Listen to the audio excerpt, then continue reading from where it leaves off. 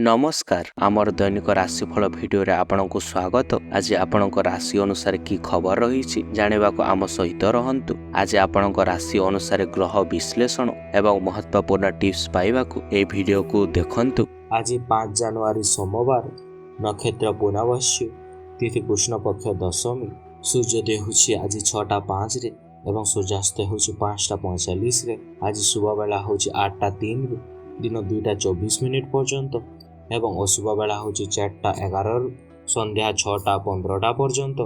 मेष राशि आज द्विजा नक्षत्र पारिवारिक समस्या समाधान करी आपनको आश्वस्ति लाभ देव। प्रतिद्वंदिता प्रतियोगिता व्यवसाय परिवहन एवं निर्माणाधीन काम आपण सफलता हासिल करिपारिबे। कर्म क्षेत्र आज आश्वस्त कर्मचारी भाव प्रतिभा ठारू दूर रे रही स्वर उठाई परिस्थिति को जटिल कर दे पारे।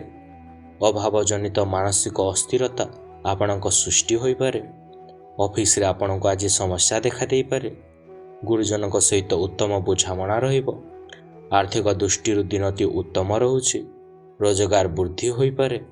मन प्रसन्न रहिबो। जीवन साथी सहयोग आपणको मिली पारे। वृष राशि एक भिन्न परिवेश रे कृतिका नक्षत्र भाई बंधु पड़ोशी एवं सहकर्मी सहित सुसंपर्कित स्थापन हेबो। निज काम पछकु पकाय अन्य पे काम करी असुविधार सम्मुखीन हेबे। मृगशिरा नक्षत्र शिल्प वाणिज्य एवं परिवहन प्रवृत्तिर लाभवान हेबे। भूल बुझामणार परिवार विवादीय परिस्थिति भिन्न रूप नहीं पारे। दिनटी मिश्र फल प्रदान करिबो। कौनसी कार्य बिगड़ी जाई पारे। धार्मिक कार्य प्रति आग्रह बढ़ी पारे। आचरण रे नियंत्रण रक्षा करिवे। आत्मविश्वासर सह कार्य करि पारंती। निवेश लागि मध्य उपयुक्त समय रहुछि। मिथुन राशि शारीरिक अस्थिरता कारण गुरुत्वपूर्ण काम अटकी रही जाई पारे। आर्थिक अनटन एवं विवादीय कथा परिस्थिति को सरगरम करि देई पारे। बंधुक हस्तक्षेप फल पारिवारिक समस्यार सरल समाधान होई जिवो। आर्द्रता जीवन शैली रे परिवर्तन आनिले भांगी पड़ितवा स्वास्थ्य उन्नति घटी पारे। विरोधी सहित मतांतर दूर हेबो। आईन संबंधी मामला आपणक सपक्ष रे जीव। भूल कामर दूरेई रही पारंती। पारिवारिक जीवन रे सुख शांति रही पारे। प्रेमिका प्रेमिकांको पई दिनटी भल रहुछि। कर्कट राशि कर्म क्षेत्र परिस्थिति को अवलोकन करी निजको सजाड़िबाकू बाध्य हेबे। मतांतर जोगो पितांको सहित मत पार्थक्य पारिवारिक अशांति को आमंत्रण करिपारे। बाक संयमता जोगो बंधुଙ୍କ सहित सुसंपर्क व्याहत होई पारे। पुष्या नक्षत्र शिल्प वाणिज्य व्यवसाय एवं परिवहन विशेष उन्नति करिवे। दान धर्म रे दिनटी अतिबाहित होई पारे। विद्यार्थी विदेश यात्रा करि पारंती। गरीबंको सहाय्य करिवे। मानसिक आपणको शांति मिलिबो। कार्य क्षेत्र वरिष्ठ अधिकारी मार्गदर्शन रे परिचालित हेबे। सिंह राशि विवादीय स्थिति ठारू दूरे रहंतु एवं विजातीय व्यक्ति सहित सुसंपर्क स्थापन करि पारंती। पदस्थ व्यक्ति सहित भूल बुझामणा ठारू सुजोग हाथ छड़ा होई पारे। आनुष्ठानिक काम वाणिज्य परिवहन रे संपर्क हानिर आशंका देखा दे पारे। पूर्व फाल्गुनी नक्षत्र सहकर्मी मिथ्या अभियोग सकाशे आपण माने विरक्त होई पारंती। आर्थिक समस्या सृष्टि हेबो। सेल्स मार्केटिंग क्षेत्र सफलता मिली पारे। कार्य क्षेत्र विशेष ध्यान देवे। दुर्गा चालीसा पाठ करिबा भल रहुछि। कार्यधारा रे आपण माने परिवर्तन आनिबे। कन्या राशि दैहिक सुस्थता सांगकु बंधुवर्गों साहाय्य सहयोग कार्य हासिल दिगरे आपण मानकु सहायक हेबो। क्रीड़ा संगीत चलचित्र एवं साहित्य कला क्षेत्र आपण माने प्रशंसित हेबे। परिजनों सहित आजिर भ्रमण सुख बेस उपभोग करि पारंती। हस्ता नक्षत्र व्यावसायिक दृष्टिकोण दिनटी बहुत शुभ फल प्रदान करिबो। समाज रे मान सम्मान वृद्धि पाई पारे। बंधुଙ୍କ सहायतार काम पूरा करि पारंती। छात्र छात्री पढ़ा को नहीं चिंता रे रही पारंती। स्वास्थ्य समस्या उपजी पारे। दाम्पत्य जीवन मध्य सुखमय रहबो। तुला राशि परिस्थिति स्वाभाविक हेबा संगकु पारिवारिक स्थिरता फेरी आसीबो।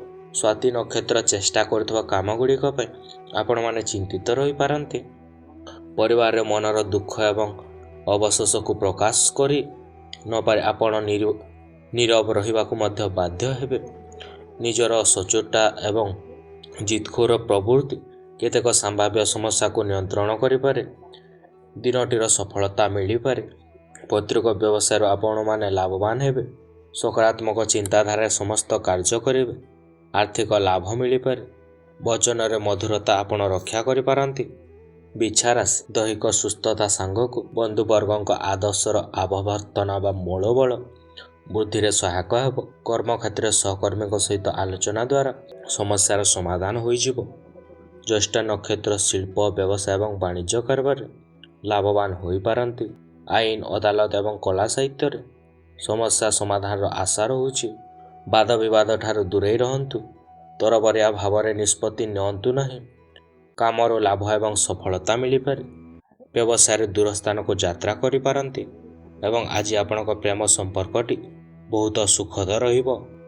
ଧନୁରାଶି ପ୍ରତିକୂଳତା ଦୂର ହେବା ସାଙ୍ଗକୁ ପରିବାର ପରିବହନ ସାମାଜିକ ସ୍ଥିତି ହ୍ରାସ ପାଇପାରେ।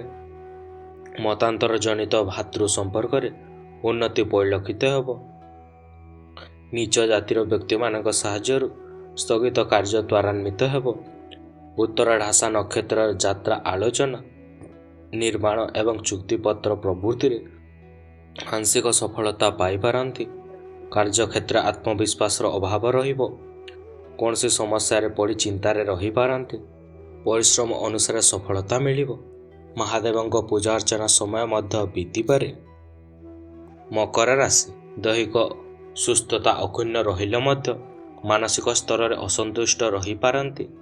ଧନିଷ୍ଠା ନକ୍ଷତ୍ର ପଦସ୍ଥ ବ୍ୟକ୍ତିଙ୍କ ସହାୟତାରେ ସରକାରୀ ସ୍ତରରୁ ଅର୍ଥ ସାହାଯ୍ୟ ପାଇପାରନ୍ତି।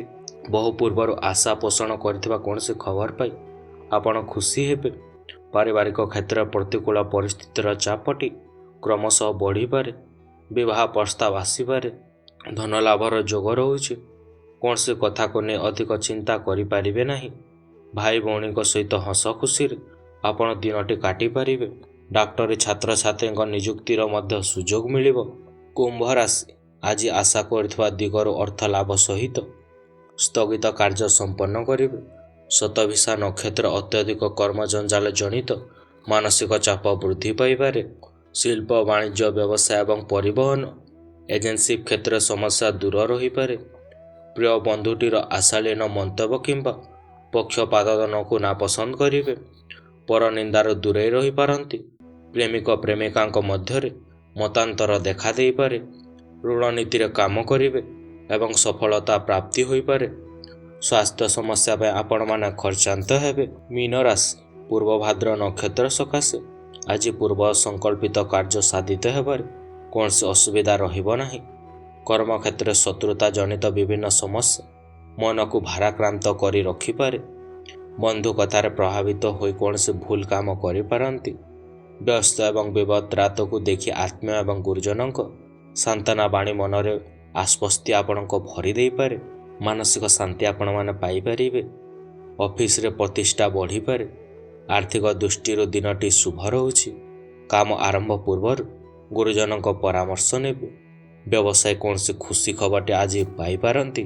ଧନ୍ୟବାଦ ଆମ ସହିତ ଥିବାକୁ। ଆଶା କରୁଛୁ ଆପଣ ଆମ ଭିଡ଼ିଓଟିକୁ ଉପଭୋଗ କରିଛନ୍ତି। ଯଦି ଆପଣଙ୍କୁ ଏହା ଭଲ ଲାଗିଥିଲା ତେବେ ଲାଇକ୍ ସେୟାର ସବସ୍କ୍ରାଇବ୍ କରିବାକୁ ଭୁଲନ୍ତୁ ନାହିଁ। ଆମେ ଆପଣଙ୍କ କମେଣ୍ଟ ବା ମତାମତର ଅପେକ୍ଷାରେ ରହୁଛୁ। ପରବର୍ତ୍ତୀ ଭିଡ଼ିଓ ପାଇଁ ଜଡ଼ିତ ରୁହନ୍ତୁ ଏବଂ ଆସନ୍ତା ସମୟ ପର୍ଯ୍ୟନ୍ତ ଆପଣଙ୍କ ଉପରେ ମହାପ୍ରଭୁ ଜଗନ୍ନାଥଙ୍କ ଆଲୋକ ବର୍ଷା ହେଉ।